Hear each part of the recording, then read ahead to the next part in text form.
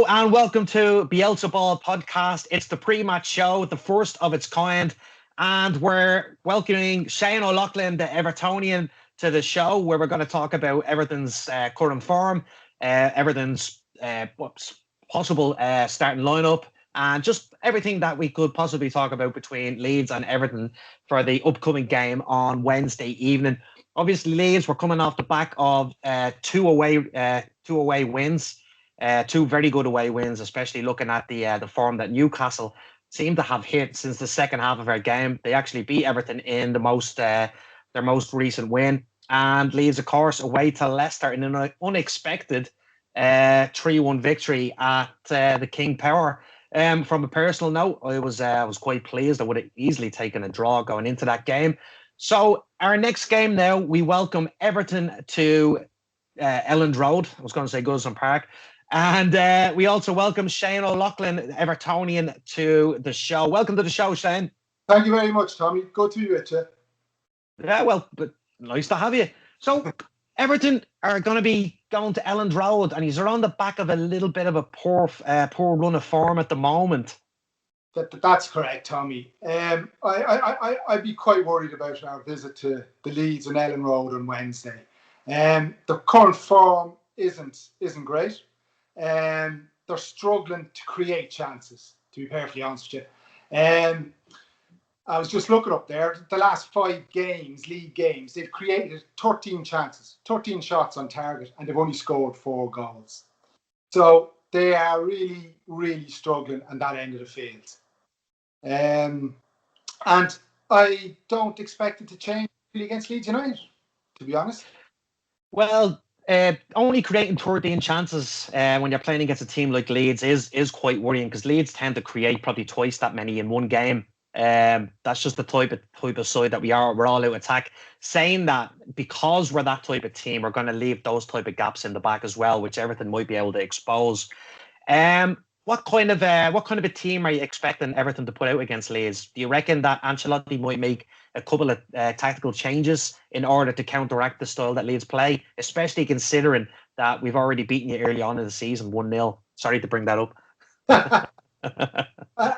Well, you're right. And if you look at that game at Goodison Park, it could have probably been maybe 4-2 to Leeds, you know. I think he's struggling with this formation he's playing at the moment, Tommy, this 4-2-3-1. It's not working. Calvin Lewin, as I say, he's not getting any service at all. I think on Wednesday he might revert back to a 4-3-3, which he started at the beginning of the season. And we got some success from that. There's a downside to that, though. It leaves us quite exposed at the back. So I think on Wednesday, he might go 4-3-3.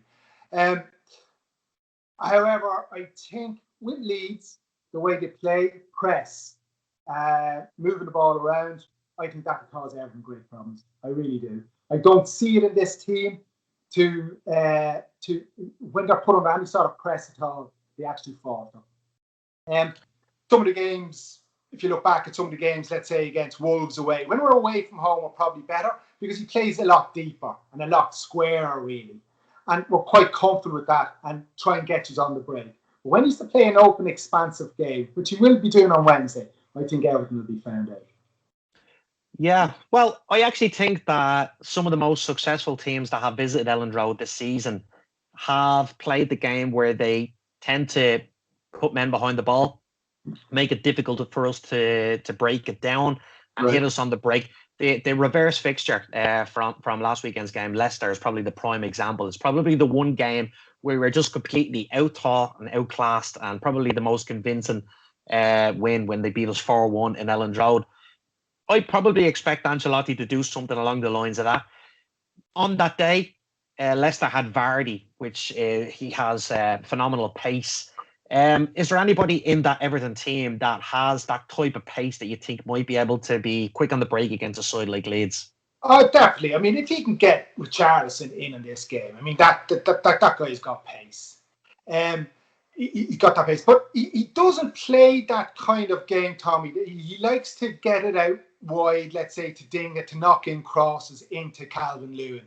Or Rodriguez on the far side, knocking it into Lewin or Richarlison if they arrive. So, but he has played a breaking game against the like of Wolves. He sits back and we hit a long ball to Richarlison, and Richarlison is the man there. To be perfectly honest with you, so that's the way that can go there. Richarlison is your fear there regarding pace. He's the main man. Patrick Bamford went 4 games without a goal there up until the Leicester game, and he ended up scored a beaut as well. Very well taken goal for the second one against Leicester. He also had 2 assists in the game, which was great for my fantasy team. But Calvert-Lewin has gone quite a number of games. At 9 games without a goal now. Yeah, I'm sorry, 7 games without a Premier League goal. 7 without a goal. Are you beginning to get a little bit worried or thinking that might have been just a bit of a good phase that he was going through at the start of the season? I tell you, the reason Calvert-Lewin isn't scoring goals at the moment is he's getting absolutely no service. That is his issue. At the beginning of the season, he was getting plenty of service and he was knocking them in the net. No problem to the man at all. But at this moment in time, he's getting absolutely nothing. He is living off absolute scraps. What do you put that down to? What's changed since the start of the season? Is there somebody missing that was there, or at the start of the season it was a 4-3-3.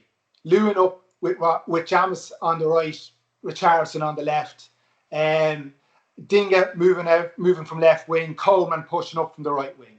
Plenty of ball going up to him. Plenty of chances being created. There was a downside to that, however, in that we were conceding as well.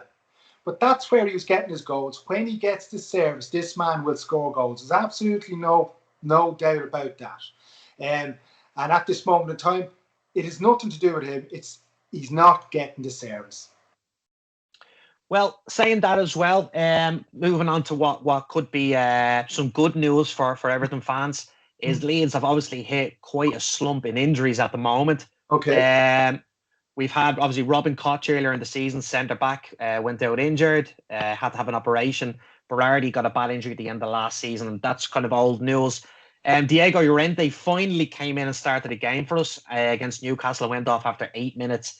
Now, Pascal Struijk, who's one of the young lads, a Dutch guy from the under-23s, he has come in as centre-back, and he does quite a good job as centre-back. He tends to play better when the game's in front of him. So if he's playing centre-back, sometimes he sits in as the holding midfielder when Calvin Phillips is not there, and I don't think it's his best position.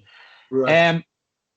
But saying that, he came in, he had an excellent game against Leicester, arguably his best game he's had for Leeds so far. But that's not where the worry is for us, and that's not where the good news is for you. The good news for you at the moment is that our big money signings all went off injured, and they've all got injured this week. Rodrigo, who would be a number 9 but plays as a number 10 with Leeds at the moment, he's had a good period over the last couple of games.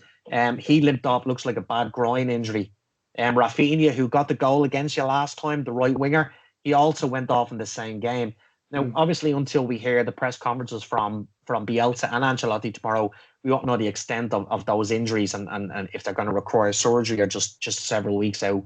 I'm hoping personally out of those guys that Raphina was just taken off as a precaution, because he is the one player that's likely to get on the ball and create something from nothing.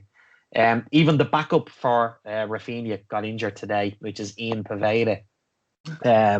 He would be the guy who naturally would have come in. He played the second half of the under-23s today and got taken off then with an injury. They actually had to play out the last few minutes with only 10 men, which leaves us with only Helder Costa as potential replacement for that right wing if those players don't play. Now, Helder Costa cost us 15 million from Wolves, and from what I can see so far, Wolves must be rubbing their hands going, that was a handy 15 million, because he played last season on loan, and I suppose he had a half-decent season, never quite reached his potential, but did score a couple of important goals and did have a few assists.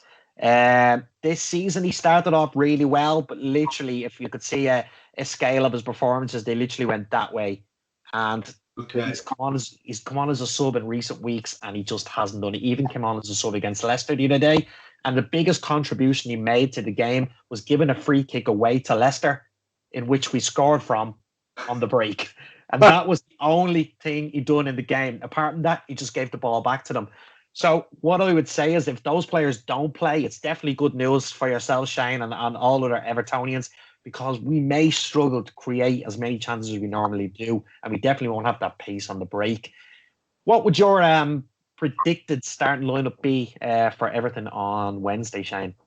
I am inclined to go with a 4-3-3. I think he's got to change it, and I think he'll start with. I think Pickford will be in goals. I think he'll start with Coleman, Keane. I think he'll drop Mina, and he'll start with Godfrey and Dinga, then left back, and then in the centre he'll have Davis. I think he'll go with three. He'll go with Davis, Decore, and Gomez.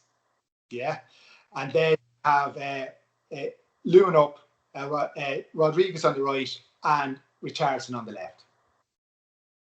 I think that's the starting lineup. We're missing Elland. Who's a big loss. He's a great lad in the centre midfield. We've really missed him. But that's the lineup I see him starting with. And who's your one to watch? Who's the one player that we should all keep an eye out for? Maybe your danger man or a player that we don't know a lot about. Yeah, well, the danger man is Calvin Lewin if he gets the service. Everton and Dinga then on the left, lovely left foot. If he can get the ball into him, great. Rodriguez then on the right can get service into him as well. They're the three lads. Dinga, Rodriguez, they create chances, and then Lewin and Richarlison to put them away. But if he gets service into Lewin, yeah, you could be in trouble.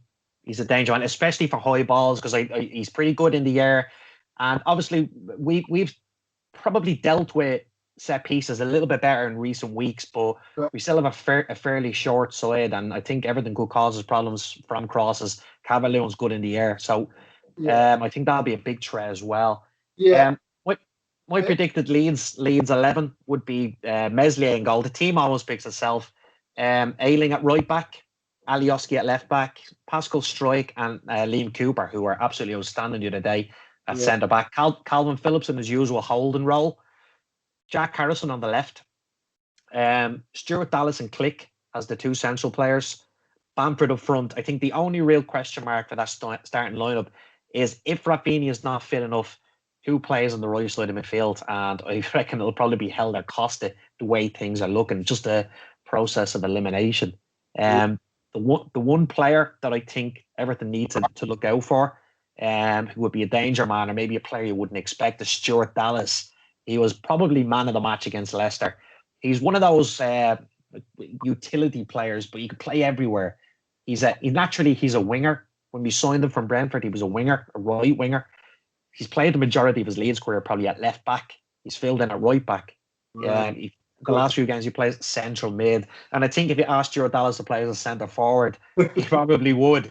And if you've seen the first goal against Leicester from the finish, you can say he's probably capable of it as well. He'd be the guy that I'd be pointing out as the main threat. What's your score prediction for the game, Shane? Just on a threat as well. We'd be a threat from corner kicks. You're after alluding there, Tommy, to your size. We've a big size. We've a big unit. So we have scored goals from corner kicks as well. Keane has been in there. If Mina plays, so you'd want to watch out for that. Predicted score, like Leeds will give goals away. I think this could be a very open game. I'd go maybe 3-2 for Leeds. 3-2. That's my same prediction as me. So so you're not confident about it. We did speak earlier on in the day about it, and we did meet another Everton fan and Brendan, and he didn't seem too confident either. So is it just coming off the back of those results? Because you have had a couple of decent wins. I'm just looking at your results here. The last win wasn't since January 12th when you beat Wolverhampton 2-1. Since then you failed to win, unfortunately. But I actually predicted 3-2 as well. But with Leeds, you just never know. It could be 5-4. It could end up 0-0. Saying that we don't tend to draw a lot of games. It's all or nothing with Leeds. So it's gonna be an exciting game anyway. Either way. It is, Tommy. It is big time. I just feel that away we might get more away from home than we will at home. I just feel if you press this Everton team and you play football against them, they're in trouble. I really do. You get at them. Yeah, I think so. I think it's going to be an entertaining game, and I'm looking forward to it. It's always nice to get the midweek match to have something to look forward to during the week, isn't it? Absolutely. Shane, listen, thanks very much for coming on to the Bielsa podcast pre-match show. Wish Everton the best of luck, except on Wednesday. We hope you beat as many teams around us as possible. By the way, there's a backstory here, jersey, before we go. Obviously, I'm in Dublin, and you're in Wicklow at the moment. That's right, down in Greystones. Wicklow in Ireland. And you have a backstory with your jersey. It's from the 95 Cup final. And it's from the 95 Cup final. It's a limited edition. It's an association that Everton had with Home Farm, which is a Dublin club. They got Richard Dunn from it. And it's a limited edition. It's about 130 jerseys that were produced. And I've got one of them. There's also another link with this jersey in Leeds United. Oh, really? That year that we won the Cup in 95, we beat Tottenham in Elland Road. That's right, in the semi-final. In the semi-final. So there you go. That's right. It could be an omen. Let's hope you don't get much in Elland Road on Wednesday night. Listen, Shane, thanks very much for joining us, and see you soon. Take care. Thank you very much.